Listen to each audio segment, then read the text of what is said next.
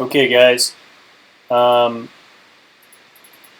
we almost got through the entire UI of the e-commerce app we were working on. We were going through the code labs that are on codelabsdevelopers.google.com, and the theme is a little bit different than what they're showing on the code lab, but the layouts and shapes should be mostly the same. So that's what we're working on right now. They might be a little bit different. I've noticed that sometimes Flutter doesn't necessarily show the same dimensions if you use a hard-coded value. So it can sometimes vary on device. I know that for the most part it's the same, but it doesn't always work out exactly how you would think. And then sometimes if you hard-code a value, let's say if you want a 20 I don't know what the units they are used in Flutter. I think they call them pixels, but 20 pixel offset. If they switch out a component because it's on an iOS device, it doesn't have to necessarily have a 20 pixel offset. It's going to be misaligned. So you kind of have to use reference points or containers to manage kind of how your widgets are laid out.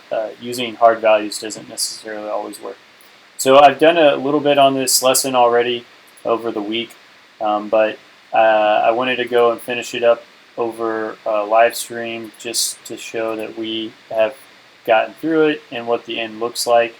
It's not going to be exactly matching what is in the code lab, but it's going to be pretty close. After we finish, I'm going to look at why the theme didn't update, even though we seem to have followed all the steps. I must have missed something, but when I figure that out, I'll follow back up. So it says we're going to add reveal motion. We've done that, so now when we press this nav icon, or known as a hamburger menu, we have basically an animation that collapses our list view, our horizontal list view, and then when we click it again, it returns.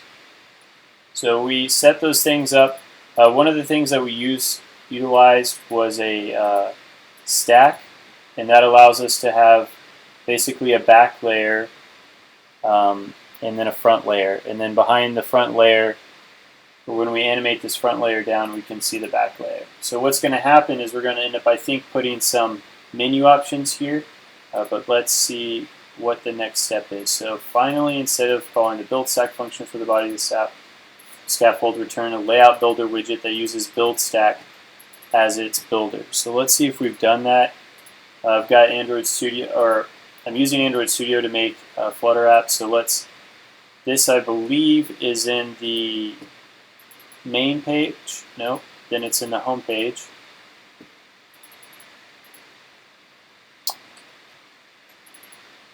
What page is it in, actually? Sorry, it's been a couple days since I've looked at this. So I thought it was in the home page. Let's click into asymmetric view and see if that shows us anything. It's not letting me click into asymmetric view, but that's okay. So what we can do is hopefully a global search for build stack or stack builder and see if we can find anything in the project. So it's not showing anything right now. Let's scroll up to the top, it should tell us. So at the top of backdrop.dart. So what do we have here? Are we returning a stack builder? So we've done the animation part, or else we wouldn't see this animation. So let's see what we have next. Change the build stack function to take a build context and box constraints. Also include a position transition that takes a relative rect tween animation. So let's see if we've got that.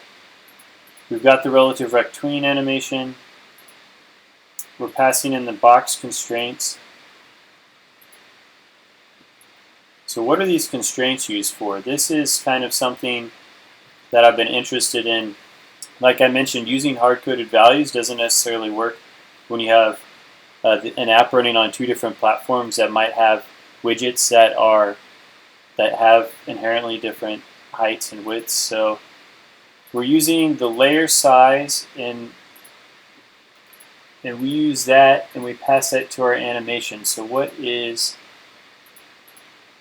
using the size that we pass in, the box constraint size, as the bottom of our relative rectangle that we use as the beginning of our animation. And so we're using the height, and then layer top. Where do we get layer top? Layer title height.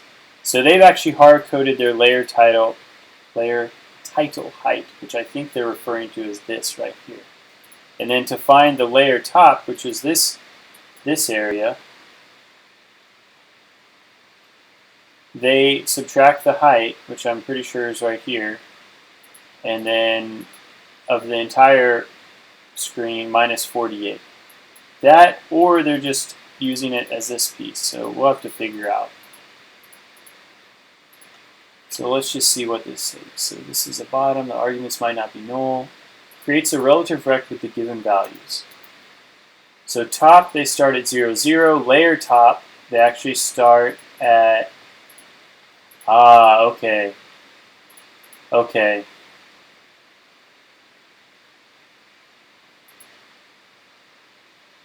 So layer top is going to be the top of the rectangle. And they find the top of the rectangle by taking the height and subtracting the layer title height. I wonder what height happens to be in this case. Because height,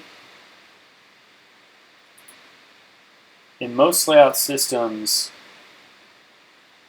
no, height is going to be actually this whole area. So okay, I get it.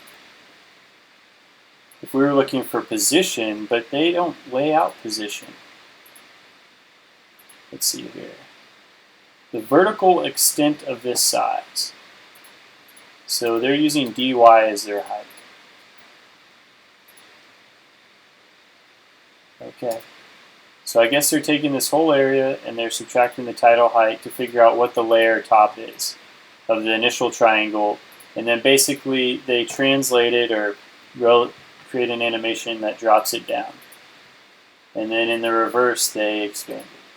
And that's probably so it doesn't go over this. So let's, just to see if that's the case, let's change our layer title height to 16 and see if we overlay the title. I'm just interested to see if that's what we're seeing here. So if we go, okay, so so we don't. This is the area that we're leaving out. Okay, so we put this back to 48.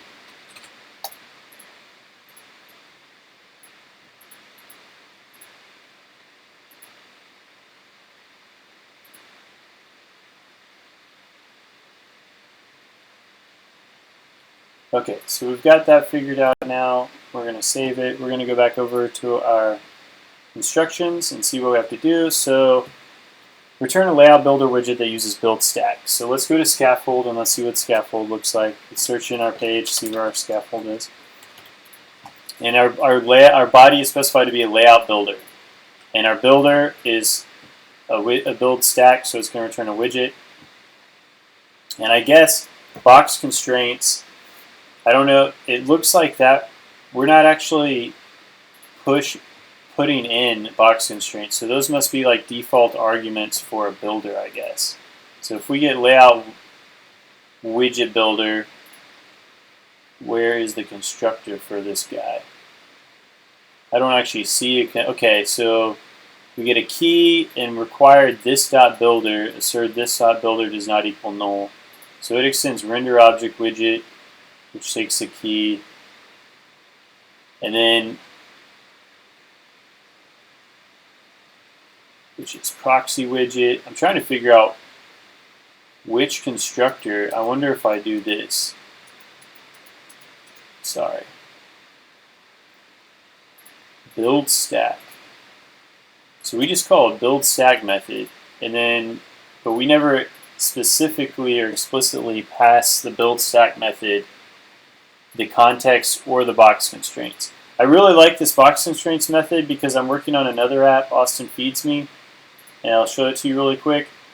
And I've had to hard code basically the value of the height of the map because the current Google Map implementation, and I'm looking at migrating to Mapbox so that, or a Mapbox or OpenStreetMap implementation, so I can use like an actual widget versus an overlay. But let me just real quickly show you, I know this is an aside, what happens because I have to hard code the value. What I wanted to, I'll explain some more once this shows up on the screen.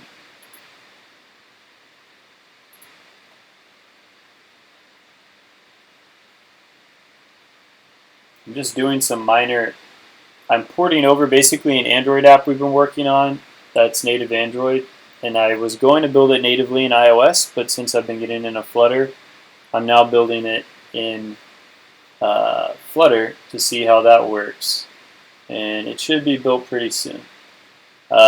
Some things that I'm running into are, and you know what, I might use offline store, I might use SQLite on this, is kind of keeping the data model when we're making Firebase requests cached. I'm looking for like a clean way to keep a cache in Flutter, which I haven't seen anything kind of like amazing yet. So maybe what we'll do is like on app start, we'll go out to the Firebase and just dump all the events in the SQLite database. Basically, the app is an app to find free food around Austin. I go out to Meetup and I search like popular terms for events that have free food, and then I do a kind of a manual filter, working on getting that like done doing machine learning. But right now it's manual, and then in the app you can see the events with free food in a list view or in a map view. And so that being said, and keep in mind it's a prototype, that being said, I was just looking at getting a map view done using Flutter, but there's not necessarily the best solution out there yet. I did see a post of someone I think using OpenStreetMaps, and it looked pretty good, but I'm not sure if it had info windows. And info windows is something that I kind of wanted to have, or a view pager overlay, so that when you click on a marker, maybe that's what I'll do instead, is a view pager overlay, because that's what we have on Android so far. So anyways, this thing's almost done being installed, and I can show you what we're looking at. And what I'm wondering is if I use this builder and I can get access to box constraints, then I can basically use those box constraints as a reference point for the overlay. And then I can dynamically size the overlay of the map. So you can see we've got Austin Feeds Me. It's working for the most part in Flutter. I have noticed that Firebase seems to take, it looks like it takes a little longer in Flutter. I don't know why it takes that long. But they said debug versions of Flutter do run slower than production versions. I haven't done too much testing of that. So anyways, we're going to just skip past this loading screen and switch over to map because it was taking too freaking long. And hopefully the map will work. But basically this bottom bar, I've hard coded the height of it at 138, and I just found that basically out from trial and error. And the reason why the map's not rendering is because the key isn't valid. But this would show Google Map right now. But anyways, if I could get the box constraints, then maybe, I don't know. I probably couldn't even use that as the offset, but maybe I could. That might be a way, so I don't have to hard code it. Problem is when I run this on an iPhone app, the bottom bar isn't 138. It's like more than that, and so the map overlays like half the bottom bar. So anyways, that's an aside. And what did our list load yet? This thing is slow today. Sad. All right, so back to the matter at hand. Let's just disconnect. Hopefully it won't close the app. Maybe it'll load. It's going to close that. Whatever. So we've got our layout builder. Yet another way to So we've delayed the build of the front back layer stack until layout time using Layout Builder so that we can incorporate the backdrop's actual overall height. Layout Builder is a special widget whose builder callback provides size constraints. So that's exactly what we want in the map scenario. So I'm glad that we were able to see Layout Builder. The widget tree performs layout by traversing towards the leaves. Constraints are passed down the tree, but sizes usually aren't calculated until the leaf returns its size based on constraints. If a leaf needed to know its parent size, it couldn't since it's not yet calculated. Layout Builder is used when a widget must know its parent's widget size in order to lay itself out, and the parent size does not depend on the child. Layout Builder takes a function that returns a widget. So that's something that's cool. So like we can basically get the size of our parent in if we're a child, so that if we need that size for whatever reason, here we're using it to set the animation details, but you could also use it if you were presumably setting an overlay. Okay, in the build function, return the leading menu icon in that bar into an icon button and use it to toggle the visibility of the front layer when the button is tapped. So I think we have this already. Let's check for toggle backdrop. Here. Toggle backdrop. Are we using this method? So it uses a controller that it passes into. So this controller right here is something we use for our animate. The animate action seems to take a controller, and then we can use that controller to do a fling.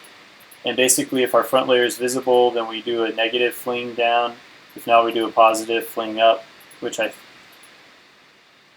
think it's going to be. So if the front layer is visible and we get an action, we want to fling things downward. And I need to look how layout works, because normally it would be the opposite. Oh, no.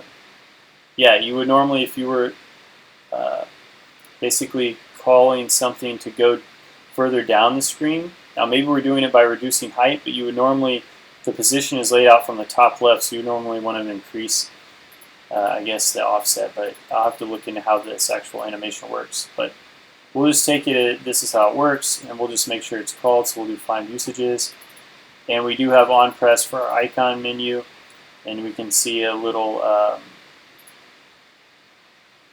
sample of it right here. Make sure that that's the on press method for that icon. So that's what we've done. Okay, so wrap, the front layer animate slides down, but if you look down, there's a red error. So I've already fixed the overflow error issue. Basically, the cards didn't collapse. So when you got to the bottom, it was saying, hey, you're having an overflow because your card widgets aren't overflowing. So a menu is a list of tappable. So let's go to the next page because we did that. A menu is a list of tappable text items that notify listeners when the text items are touched. In this step, you'll add a category filtering menu. Add the menu to the front layer and the interactive buttons to the back layer. Create a new file called lib_category_menu.dart. So we're going to create a new file in our lib directory. Oh, you can't do paste, so we're going to do new Dart file. And I'm sure there's a quick command to do that, but we're going to do the right-click way. And we're basically going to copy all this stuff. So should we look at what it's going to do? We're doing a stateless widget. It's got a current category. It looks like it's got a value changed kind of type, which this is the first time I see it.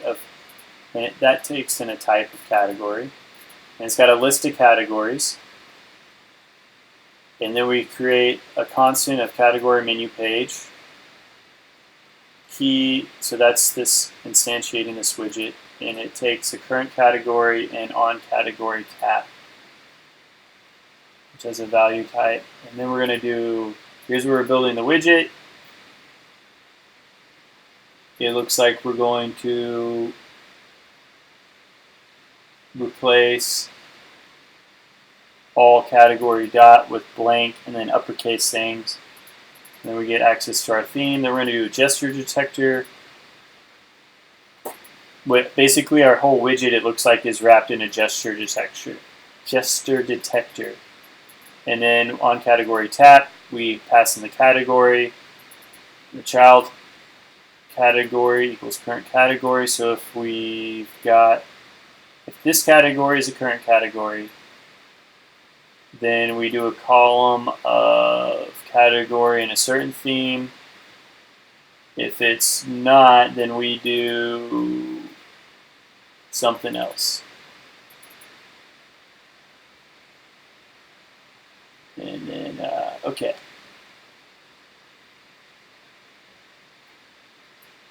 So this is interesting. We return a widget from build category, and then we've also got just straight up a build widget here. Okay, so inside so we're taking a list view.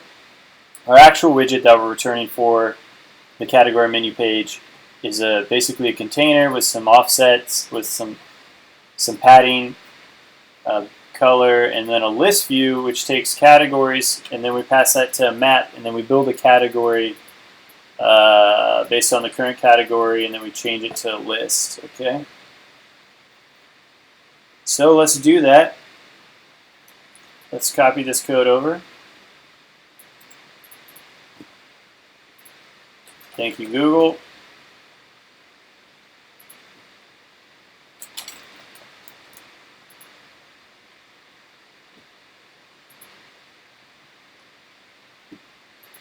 So in app.dart, convert the Shrine app widget from stateless to stateful. I bet that's going to keep track of our category. We'll see. Highlight Shrine app, press Alt Option, Enter, select Convert to Stateful widget.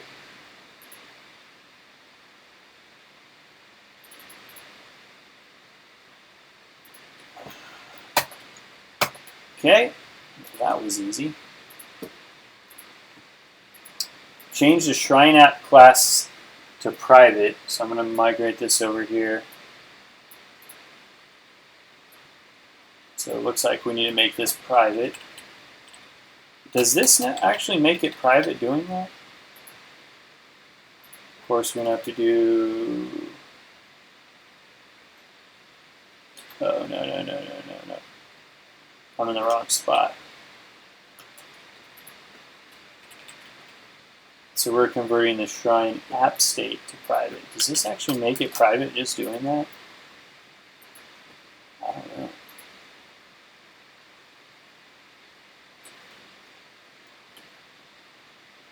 I'm going to back that out, and I'm going to refactor when we change it to private. Okay, so now that everything references that, would be backed out. Then change the back layer to category menu page.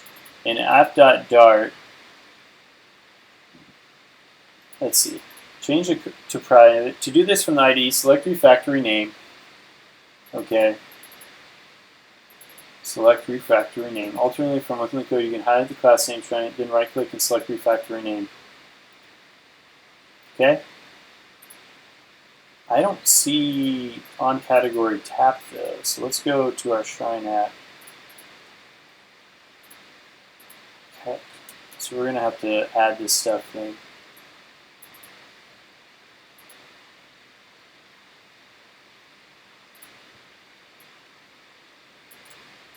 So let's just drop this in right here. I guess that's where it goes.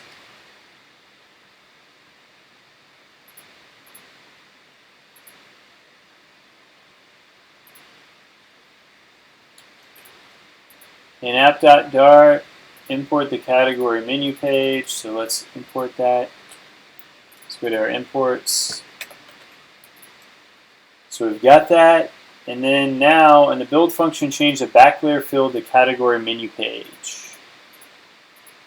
So I think it's right here. We're going to take this and we're going to do category menu. Oh, no.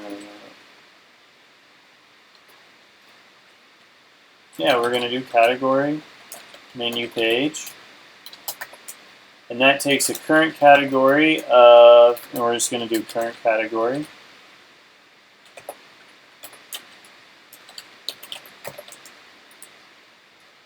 And then we're going to do on category tap.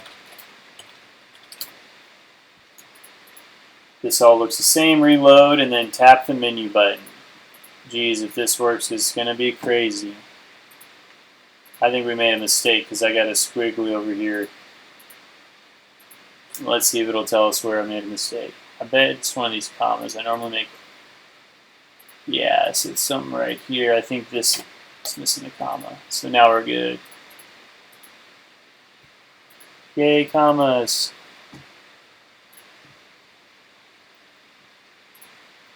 So what's the next step? If you tap a menu option, nothing happens yet. Let's fix that. Well, let's make sure it works first.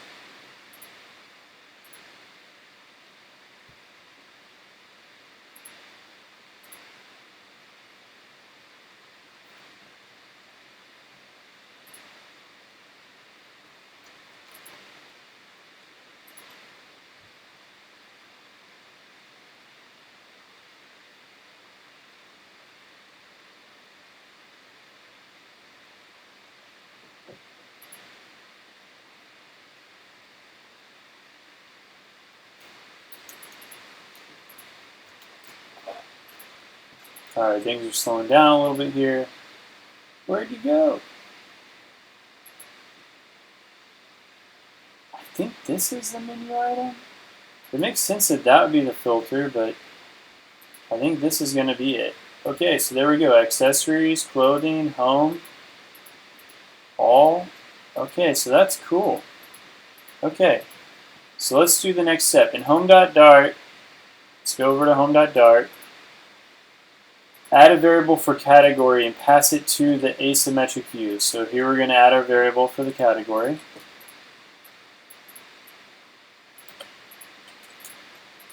And then we're going to pass it to asymmetric view. So here we go. This is going to go from category.all to category. Notice autocomplete is a little bit slower. And then in app.dart, pass the current category for front layer. Now I made a mistake here because this thing's mad at me. We'll ignore it for now. So let's go to app.dart. Let's go to our front layer. Okay, so then we need to pass in the category we just set.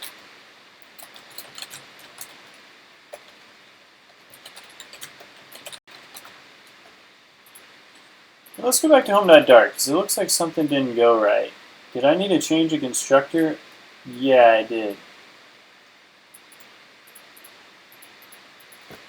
So I think this is how we do basically default values. Like it's going to be category.all, but if we call it with the category, then we override that. So let's go back to our app.dart, and we can see we're passing the current category. How category is tapped, when this on category tap is set, I don't think we've made that yet. And basically we had to change this to stateful widget so we could get state like this, current category, able to be set. And then using state, things will change. So I think that then we'll say like, oh, then our home page will be different, our home page widget.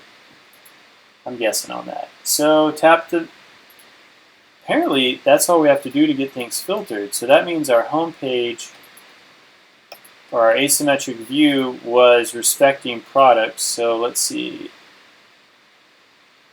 Let's see what it was doing with the products variable. I'm looking for something where it's comparing names. We can look into that later.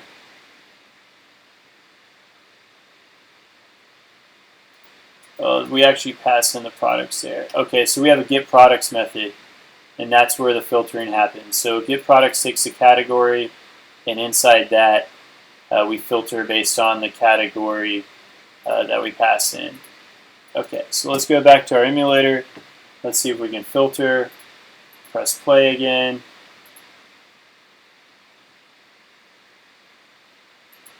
Let's go next.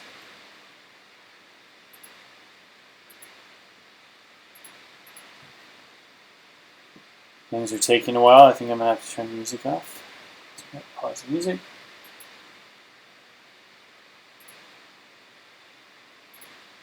No, it doesn't want to work. Let me close Xcode. Why is Xcode even open right now?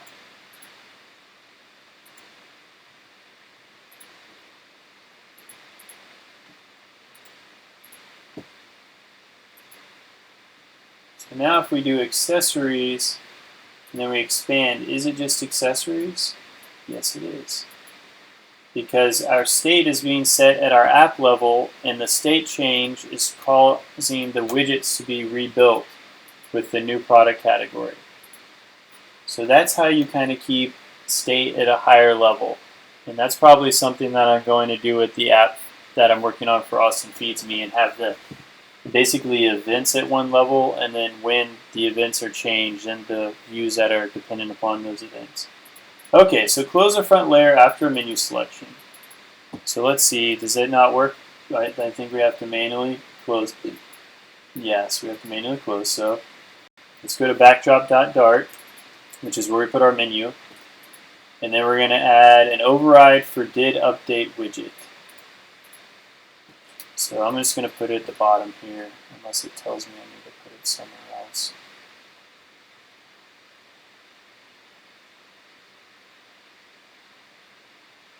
Let's see. Oh, it wants us to put it in backdrop state, which is the state for our backdrop widget. So let's just make sure I'm still inside here. So yeah, I'm going to put it right down here at the bottom. So what did it do? It says if widget current category does not equal old category, then we toggle else if front layer visible, controller fling velocity, k fling velocity. So that's the second time we've called the fling method. The last time we called it basically a toggle based on the menu. So let's go back to where we call it here. So if the front layer is visible, then we in this case, we do a negative fling, but in this case, we're going to do a positive fling. So but this is if the front layer is not visible. Okay, so we're taking the same action. So hot reload, tap the menu icon and set. Hopefully hot reload will just do that when we save it. It says it's performing a hot reload. So let's press accessories, do things, go collapse. They do now. Let's try one more time. If I do clothing, I didn't click anything else, and then we get clothing. Okay, so that's good. In backdrop.dart, add an on-tap callback to the backdrop layer. So this is the on-tap callback. And let's go to the front layer. Here's the front layer, and it has it right underneath the child. So the front layer is the actual layer where we see the items.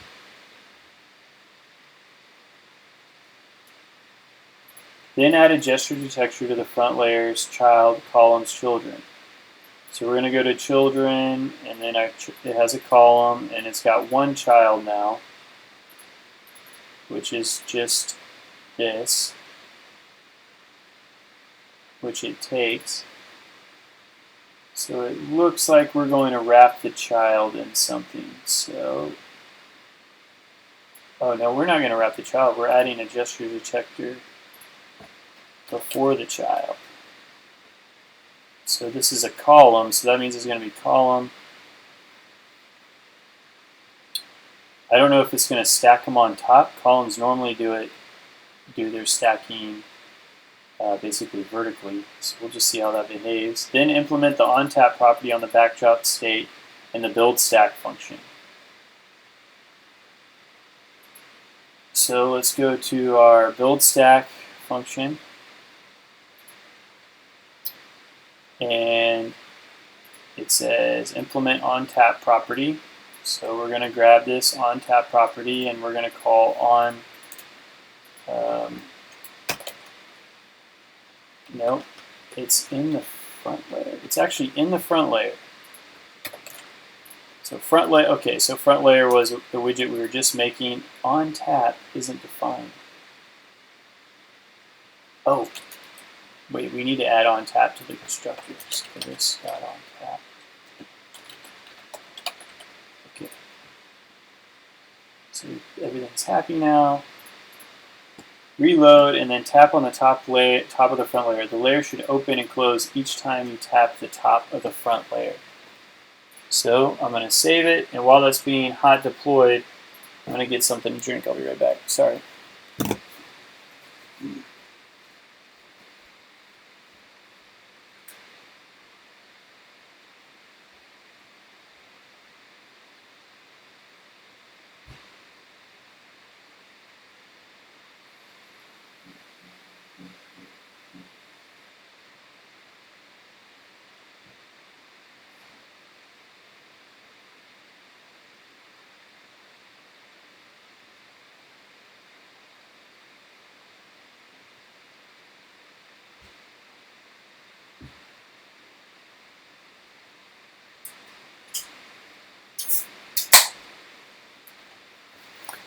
Okay, so now if we tap this front layer, it should close.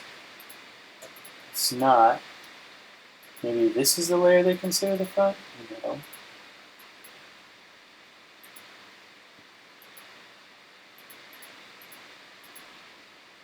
I think it's working. It's just my computer. So I'm going to do one tap. My computer's slow. Do I need to tap a picture? I thought it was if I tap anywhere that's not in an item.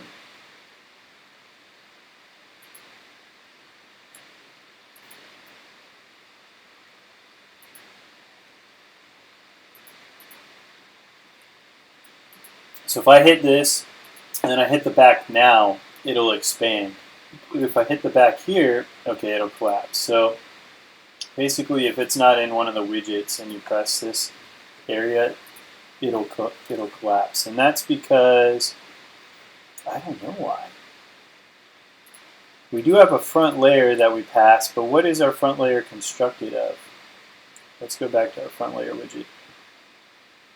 Oh, where's our front layer widget? Here it is. We got on tap, and in it, basically it has a child of a gesture detector, and then inside that is a child container of height 40, alignment, directional, center start. We'll ignore that. And then under that is another child that we pass in. So what child are we passing into that widget? Where is our front layer?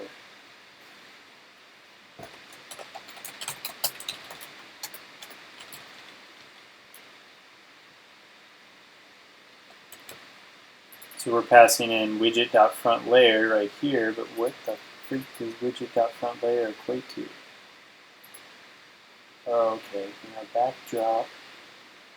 So it's going to be a home page of our current, okay, so it's basically our home page of the current category. So it really is meant to just be this top area.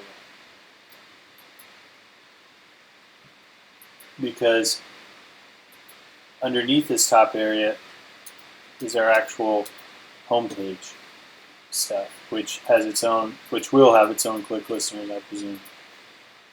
Okay, so that worked. Let's press next. Branded iconography extends to familiar icons too. Let's make the reveal icon custom. We merge it with our title for a unique branded look. Backdrop.art, create a new backdrop title. A new class, backdrop title. So I'm going to copy paste this. There's a lot of stuff going on here. So we're going to read what their description is, and then we might read through it ourselves. So if we're outside, I think we can do it right here. Because it said just to create a new class inside that file. So we created the new class. It's an animated widget. It's a new type. We haven't used animated widget before. And let's see what the description says. The backdrop title is a custom widget that will replace the plain text widget for the app bar widget's title parameter. It has an animated menu icon and animated transitions between the front title and back title. The animated menu icon will use a new asset. The reference to the new slanted menu PNG must be added to the pubspec.yaml. So let's go look in our pubspec.yaml and let's add a reference to the icon so we can see that it's assets slanted.png, and we'll put it in the place where I think they will follow the same format that they've been following. Okay, so now remove the leading property in the app bar builder. Removal is necessary for the custom brand and icon to be rendered in the original leading widget's place. The animation, listenable, and the on-press handler for the brand icon are passed to the backdrop title. The front title and back title are also passed so that they can be rendered within the backdrop title. The title parameter of the app bar should look like this. Okay, so let's go to the app bar. And I'm pretty sure that was in main.dart. No. Home. No. App.dart. So let's go where our leading icon was in our app bar. Okay, and then pubspec is edited. Okay. So the searching's not working that well, but let's go. Where's our app bar? Material app, title shrine. Okay, so here's where we're going to put it.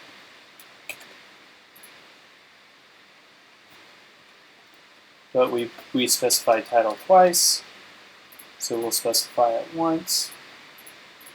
And now it's kind of angry. The method backdrop title isn't defined for the class.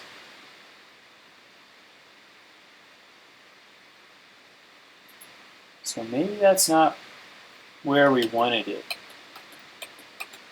We wanted it where we had an app bar. So that's probably in the backdrop.dart. And here it is. So let's create, okay, so let's overwrite this title. Now we have access to backdrop title, and we pass it a listenable and an on-press, and then a front title and a back title. So those are basically two different widgets which we're referencing from the backdrop widget. And so these must automatically do the animation between some things. So let's see, the branded icon is created in the backdrop title. It contains a stack of animated icons, a slanted menu, and a diamond, which is wrapped in an icon button so that it can be pressed. The icon button is then wrapped in a size box in order to make room for the horizontal icon motion. Flutter's everything is a widget architecture allows the layout of the default app bar to be altered without having to create an entirely new custom app bar widget. The title parameter, which is originally a text widget, can be replaced with a more complex backdrop title. Since the backdrop title also includes the custom icon, it takes the place of the leading property, which can now be omitted. The simple widget substitution is accomplished without changing any of the parameters, such as the action icons, which continue to function on their own. So earlier I forgot to remove the leading widget, so we need to do that. And that's right here. And now let's save, and we'll let it do a hot reload. And then we'll try out our new backdrop title widget.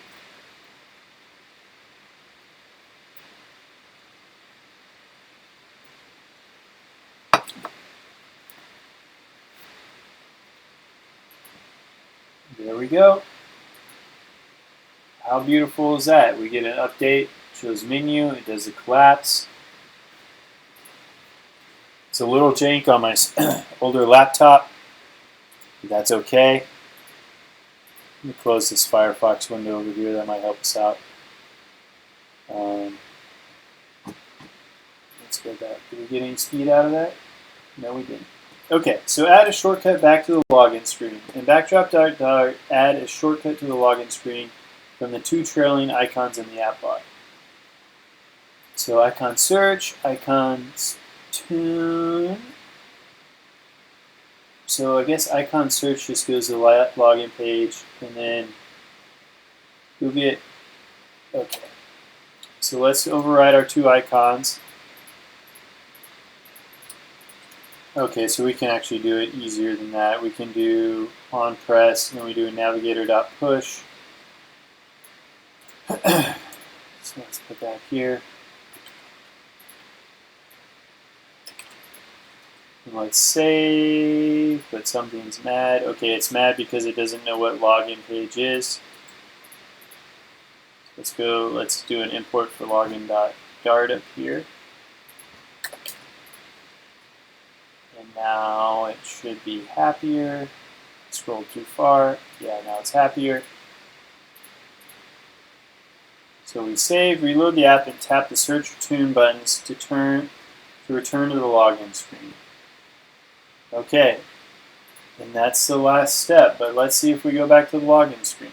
Yeah, we do. And we can go back. That's pretty nice. So this is a pretty decent e-commerce app. Obviously, we still need to implement search. We still need to implement filtering. And ideally, we would be using something that had a remote backend, maybe some offline capabilities, and then cart, and then some kind of payment, and then possibly some account management or profile. So those are things that I'm going to be working on adding. They're not part of this code lab, but so that we can get a more full-featured e-commerce app. But this gets us basically the UI done, and we'll work on getting it more fleshed out. I'm working right now on just finishing the bare bones MVP for Austin Feeds Me, and I might do another video on that as I'm working through it. All this code is on my GitHub. It's Daza 5000, and then all the code actually is on GitHub from Google as part of this code lab. And this is codelabs.developers.google, and if you go there, you can filter by Flutter apps, and let me show you how to do that. And then you can find the code labs that we've been working on throughout these past few videos. It's a 4-part code lab. We did it in 3 videos. The website doesn't necessarily render exactly correctly in Firefox, but it should work pretty well in other browsers. I'm hoping they get their Firefox stuff fixed up. So maybe I can type in here. So if I type Flutter, it'll filter all the Flutter apps, and we're doing the MDC ones. Obviously, there's a few other ones, and you can filter by the most recently updated. So it looks like June 22nd. This last one was updated, which we just finished today. So that was a good code lab. I really enjoyed it. I really thought like the quality of the material was pretty good, and the quality of the design assets were nice. And we're able to create like a really compelling. That's why things are going slow. A really compelling app with a few files. There's some complex stuff going on here that, like, you wouldn't even need to have to make your app ready for users, but it would be nice. It just provides kind of that little extra appeal and refinement that people appreciate, but they don't necessarily have to have. Excuse me. So that was good. I really enjoyed that code lab. And I'm going to be back doing some Austin Feeds Me stuff, but I'm going to take a break for now. Thank you everyone for watching, and please try out the lab on your own. And let me know if there's anything you wanted to see. I had a couple of people request like doing a SQLite implementation in Flutter, and I'll look in to see how we can do something like that in one of the apps that we're working on. Thank you.